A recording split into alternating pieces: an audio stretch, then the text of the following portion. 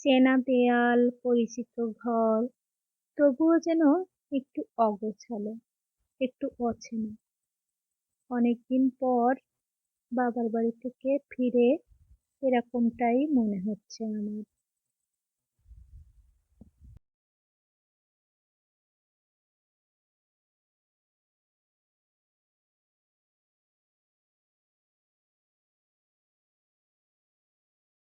Hello everyone, নিঝুম সন্ধ্যায় আপনাদের সবাইকে স্বাগতম। কাছে এবং দূরের যে যেখান থেকে আমার এই ভিডিওটা দেখছেন, আশা করি সবাই সুস্থ আছেন, ভালো আছেন। আমরাও সুস্থ আছি, ভালো আছি। অনেকদিন পর বাবার বাড়ি থেকে নিজের বাসায় ফিরে এলাম। চেনা দেয়াল, পরিচিত ঘর, তবুও যেন একটু অচেনা, একটু অগোছালো। বাবার বাড়ির আদর আর আরাম পিছনে ফেলে বাসায় ফিরে প্রথমেই চোখে পড়ল সবকিছু এলোমেলো। তাই শুরু করলাম ঘর গোছানো। একটা একটা করে জিনিস ঠিক করতে করতে মনটাও যেন ধীরে ধীরে গুছিয়ে নিলাম। বাসাটা অগোছালো দেখে তারপরে ভাবলাম যে একটু ব্যালকনির দিকে যাই। ব্যালকনির দরজাটা খুলতেই চোখে পড়ল আমার বেগুন গাছগুলোর দৃশ্য। এরপর চোখ পড়ল গাছের দিকে। ও, গাছের কত সুন্দর বেগুন ধরেছে। নিজের হাতে ফলানো বেগুন তুলতে তুলতে মনে হচ্ছিল প্রকৃতি যেন নিজেই উপহার দিয়েছে আমাকে। এত সুন্দর গাছগুলো, এত সুন্দর হয়ে গেছে। আমি জল দিয়ে রেখে গিয়েছিলাম এবং কিছুটা পরিমাণ জল আমি বলে রেখে গিয়েছিলাম যে একজনকে দেওয়ার জন্য। তো জানি না জল দিয়েছিল কিনা। তো গাছগুলো আমার বেশ ভালোই আছে। আর অনেকদিন পর বাবার বাড়ি থেকে এসে দেখি যে গাছে প্রচুর বেগুন ধরেছে। আর এই নিজের হাতে লাগানো গাছে যদি এত সুন্দর ফলন হয়, তাহলে কার না দেখতে ভালো লাগে বলেন তো? আমার তো অনেক ভালো লেগেছে। নিজের হাতে তোলা সবজি দিয়ে নিজের হাতে রান্না, এর চেয়ে শান্তির আর কি হতে পারে? একটা সাধারণ দিন, কিন্তু এই সাধারণ দিনের মধ্যেই লুকিয়ে থাকে অনেক শান্তি, অনেক ভালোবাসা। ঘর গোছানো, রান্না করা, গাছ থেকে সবজি তোলা, এই ছোট ছোট কাজগুলোই আমার দিনের সব থেকে বড় সুখ। তো কত সুন্দর বেগুন হয়েছে এখানে, দেখলেই মন প্রাণ জুড়িয়ে যায়। আপনারা অবশ্যই করে আমার মতো করে এভাবে আপনাদের যদি কোনো ফেলনা বালতি কিংবা ক্যারেট থেকে থাকে, তাহলে এভাবে করে আমার মতো করে যে কোনো গাছ বুনে দিতে পারেন। আর এখানে আমি খুলনা থেকে আসার সময় আমার কিছু ক্যারেট ছিল, যে ক্যারেটগুলোতে করে আমি জিনিসপত্র, বিভিন্ন রকম জিনিসপত্র, কাঁচের জিনিসপত্র নিয়ে এসেছিলাম। তো সেই জিনিসপত্রগুলো তো এখন সাজিয়ে রেখেছি। ভাবলাম এর ভিতরে কিছুটা পরিমাণে মাটি ভরে তারপরে আমি কিছু গাছ বুনি। আমার তো প্রচুর পরিমাণের গাছ লাগানোর শখ। তো যেহেতু ভাড়া বাসায় থাকি, তো আমার সাধ্যের মধ্যেই চেষ্টা করি কতটা কি করা যায়।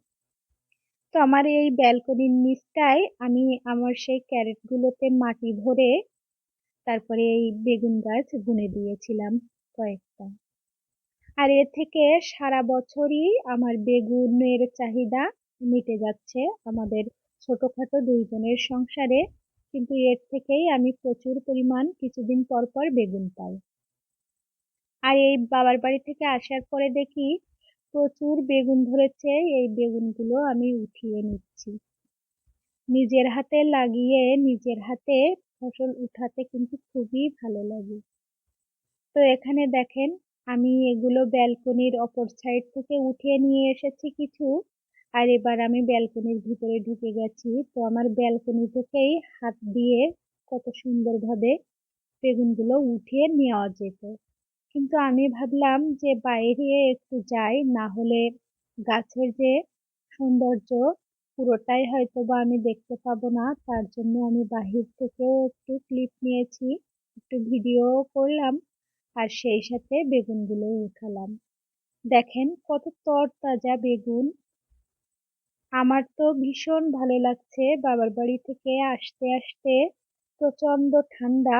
ঠান্ডার ভিতরে আসতে আসতে খুব কষ্ট হচ্ছিল, কিন্তু আসার পরে এসে যখন ব্যালকনি খুলে এমন দৃশ্য চোখে পড়লো, আমার মনটা জানেন সত্যিই ভালো হয়ে গেল। আমি বাবার বাড়ি থেকে যাওয়ার সব কষ্ট যেন অর্ধেকটাই ভুলে গিয়েছি আমার গাছগুলো ভালো দেখে। তো এই তো আমি বেগুনগুলো উঠিয়ে নিয়েছি, আর কতগুলো বেগুন উঠিয়েছি, আরো আছে। আমি একটা ঝুড়িতে দেখেন, এই যে ঝাঁপিতে আমি বেগুনগুলো উঠিয়েছি। আর কতগুলো বেগুন উঠিয়েছি দেখতেই পেয়েছেন। কত সুন্দর তরতাজা ফ্রেশ বেগুন একেবারে। আমার মনটা আজকে অনেক ভালো হয়ে গিয়েছে। আমি অনেকটাই কষ্ট ভুলতে পেরেছি। তো এখন আমি টুকটাক করে দেখেন, এবার ব্যালকনিটাও কিন্তু ফাঁকা ফাঁকা লাগছে বেগুনগুলো উঠিয়ে নেওয়াতে। এখনো কয়েকটা আছে। আর ব্যালকনির উপর দিয়ে দেখেন তেলাকচুর গাছ, আমাদের এদিকে এটাকে তেলাকচুর গাছ বলে। তো এই গাছ প্রচুর পরিমাণে হয়েছে। তো এবার চলে আসলাম আমি ঘরটা গুছিয়ে নেওয়ার জন্য। অনেকদিন না থাকার কারণে ঘরটা অগোছালো হয়ে পড়েছে। তো ঘরটা মানুষ না থাকলে যা হয়, অগোছালো ঘরটাকে আবার সুন্দরভাবে রূপ দেওয়ার জন্য আমি জামা কাপড় ছেড়ে ঠান্ডার ভিতরে চেঞ্জ করে আবার লেগে পড়েছি আমার ঘরটা পরিষ্কার পরিচ্ছন্ন রাখার জন্য। আর এখানে আমি খাটটা এবং উপর থেকে খুব সুন্দরভাবে ঝেড়ে ফেলেছি। ঝাড়ার পরে আমি এবার সোফাগুলো ঝেড়ে নিচ্ছি। তো একে একে করে আমি সব কাজ এভাবে করে আস্তে আস্তে গুছিয়ে নেব। আর আমি যেখানেই থাকি না কেন, আমি আমার যে রুমটা, আমার যে বাসাটা, এটাই কেন জানি না আমার শান্তির নেই। আমি এখানে থেকে যতটা না শান্তি পাই, আমি অন্য কোথাও গেলে আমি এতটা শান্তি পাই না। কারণ এটা আমার নিজের বাসা, নিজে হাতে তিল তিল করে গোছানো সাজানো আমার সংসার, ছোট্ট সংসার। আমি খুবই ভালোবাসি আমার নিজের সংসারকে। আমি যেখানেই থাকি না কেন, দিন শেষে আমার এই ছোট্ট মেয়েটাই ফিরতে পারলেই আমি অনেক খুশি। আমার নিজে হাতে সেই আম, আমার বিয়ের প্রথম থেকে একটু একটু করে অল্প অল্প করে জিনিসপত্র কিনতে কিনতে আজকে ছোট্ট পরিসরে একটা সংসার সাজিয়েছি। আর সেটার প্রতি যে আমার কি মায়া কাজ করে কোথাও গেলে, সেটা আপনাদের বোঝাতে হবে না। আপনারা যারা আমার মতো সংসারের গৃহিণী আছেন, তারা অবশ্যই জানেন নিজের হাতে তিল তিল করে গড়ে তোলা সংসারটা আম, মানে ছেড়ে কোথাও থাকতে কতটা কষ্ট হয়। তো বাবার বাড়ি গিয়েছিলাম, বাবার বাড়ি থেকে অনেক দিন পর আসলাম। প্রায় 15-16 দিন পরে তারপরে এই বাসায় ফিরেছি। তো বাসায় ফিরে আমি আস্তে আস্তে করে সব জিনিসপত্রগুলো আমি গোছগাছ করে নিচ্ছি। আর মানুষ না থাকলে বাসার ভিতরে কিন্তু আচমকাই কোথা থেকে যে ধুলা চলে আসে সেটা আমরা নিজেও জানি না। আমি যখন গিয়েছি বাসা কিন্তু একেবারে ডিপ ক্লিন করে রেখেই গিয়েছি, কিন্তু দরজা জানলা বন্ধ থাকলেও কিন্তু এই বাসার ভিতরে নোংরা কোথা থেকে প্রবেশ করে, ধুলা ময়লা সবকিছুই। শুধু আমার ক্ষেত্রে না, এটা সবারই ক্ষেত্রে। দরজা বন্ধ রেখে 15 দিন 1 মাস যদি কোথাও যান, এসে দেখবেন সবকিছুর উপরে একটা ধুলার আস্তরণ পড়ে গেছে।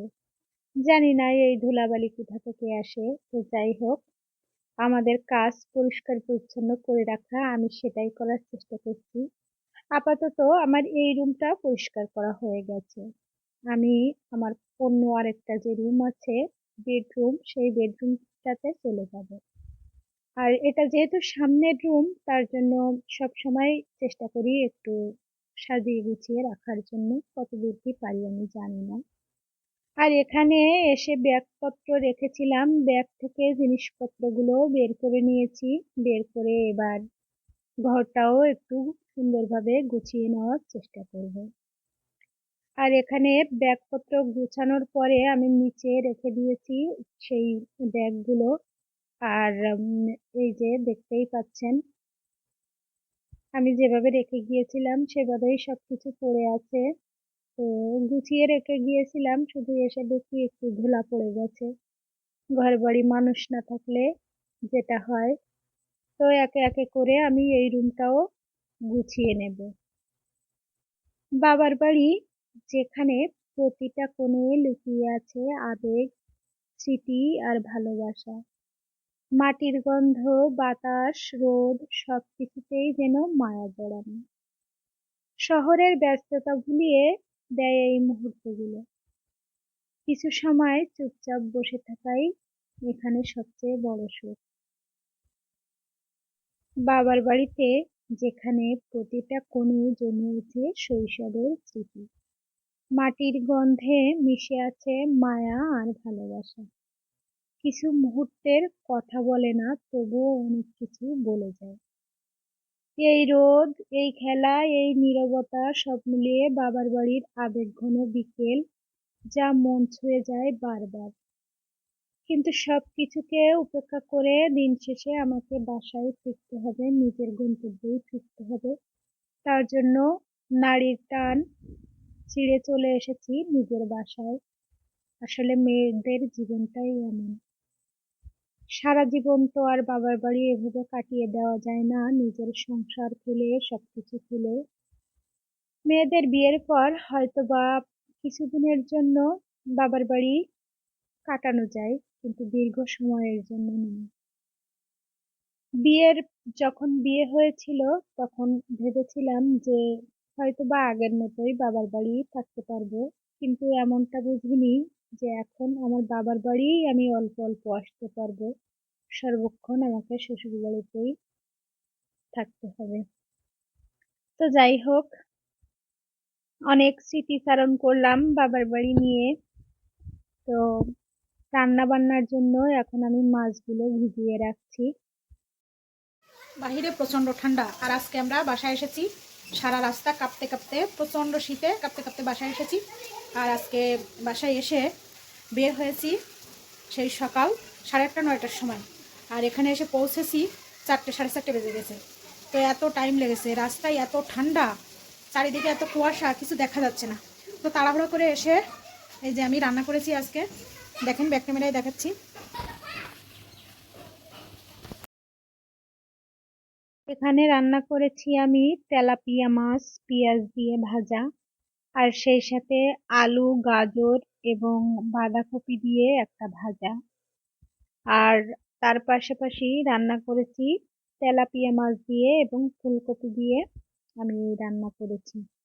তো মূলত তেলাপিয়া মাছটা ভাজার কারণ, আমি এক পলিথিনে, এক বক্সে অনেকগুলোই মাছ রাখা হয়েছিল। তো মাছগুলো ছাড়ানোর পর ভাবলাম যে আমার তো তেলাপিয়া মাছ ভাজা খেতে অনেক ভালো লাগে, তার জন্য দুজনের জন্য দুটোই ভেজে নিলাম। এটা আমার কাছে পছন্দের একটা খাবার। তো আসার পর আমি ঘর গোছাতে গোছাতে রান্না বান্নাটাও কিন্তু শুরু করে দিয়েছিলাম। ভেবেছিলাম গাছের বেগুনগুলোই রান্না করব, কিন্তু এই সবজিগুলো যেহেতু আমি রেখে গিয়েছিলাম ফ্রিজে, এভাবেই ছিল। তো নষ্ট না করে ভাবলাম যে এগুলোই রান্না করি, বেগুন তো না হয় হয়তোবা আগামীকাল রান্না করতে পারবো। তো এই ছিল আজকের দুপুরে আমাদের খাওয়া দাওয়া। আর স্নান করে খাওয়া দাওয়ার পরে একটু ঠান্ডাও লাগছিল, তার পুকুর জন্য পাড়ে বসে রোদ পোহানো শীতের নরম রোদ গায়ে মেখে মনটা যেন হালকা হয়ে যায়। চারপাশে নীরবতা, শুধু পুকুরের জলের হালকা ঢেউ আর দূরে পাখির ডাক। হাতে মুঠোফোনে চলছে ক্রিকেটের খেলা, আর এক এক করে পড়ছে বল। ব্যাটের শব্দে কেমন যেন উত্তেজনার সৃষ্টি হচ্ছে।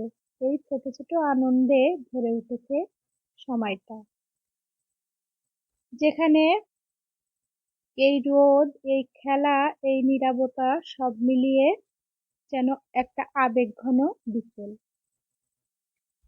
আপনাদের যদি এই সাধারণ দিনের গল্পটা ভালো লেগে থাকে তাহলে ভিডিওটি লাইক দিন, আর এমন আরও দিনের গল্প দেখতে চ্যানেলটি সাবস্ক্রাইব করতে ভুলবেন না। আমার ভিডিও যদি আপনাদের কোথাও কোনো অংশে একটুখানিও ভালো লেগে থাকে তাহলে আমার নতুন বন্ধু হয়ে আমার সাথে থেকে যেতে পারেন। তো আজকে আর ভিডিওটা কন্টিনিউ করছি না। সবাই সুস্থ থাকবেন, ভালো থাকবেন। দেখা হবে পরবর্তী কোনো ভিডিওতে। সেই পর্যন্ত সবাই ভালো থাকবেন। ধন্যবাদ সবাইকে।